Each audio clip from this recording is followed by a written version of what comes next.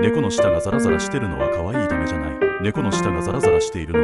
は毛づくろいと肉をこそげ取るための超実用ツール。舌の表面にはパピラと呼ばれる逆向きの小さなトゲケラチン性が無数にあり、毛づくろいで抜け毛を溶かしたり骨についた肉をそぎ落とす役割があります。猫が自分を舐めることで